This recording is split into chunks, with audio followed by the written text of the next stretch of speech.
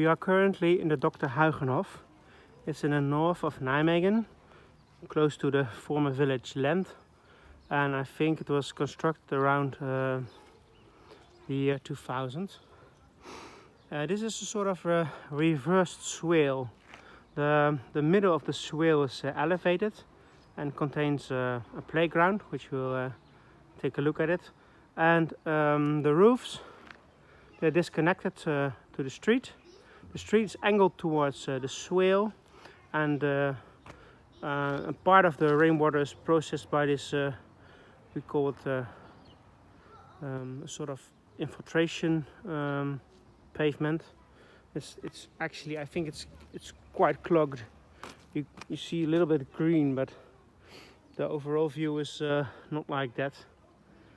And there are in the street gutters, as you can see. They transport the water as well, but mainly the transport is done by the angled street towards the swale. This is I think it's from 1999, the project, and there are no problems with it. There are some children over there. I spoke to them, and they never saw any water in the swale.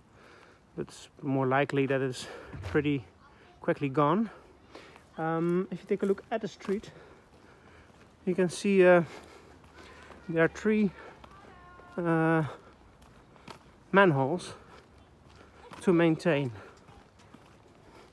The first one shows the 2 letters V and W. It means wastewater. This one is for drainage, and that one contains the letter RW. It means rainwater. So I think, because I don't see any rain pipes, that the roofs were considered clean, and they discharge the water subsoil to the rainwater sewer, and the street was considered polluted, and it's draining the water towards the swale. When it's being filtered, then underneath the road, I think that it's a big drain. I think it's around 125 centimeters, millimeters. Sorry. So, and actually it's functioning quite well. Another interesting point is that the playground functioned as well. Take a look at the other side.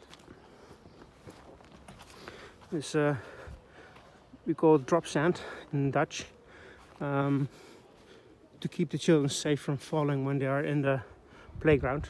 And then you see a minor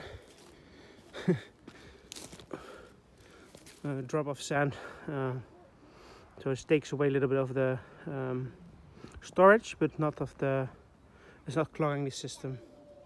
What's interesting to me is that since the drains are in the street, but there are some trees on this elevated part. It's 4 trees, and they do not cause any problem with uprooting towards this part or towards the drain.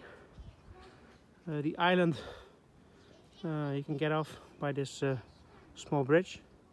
I think it's a good project.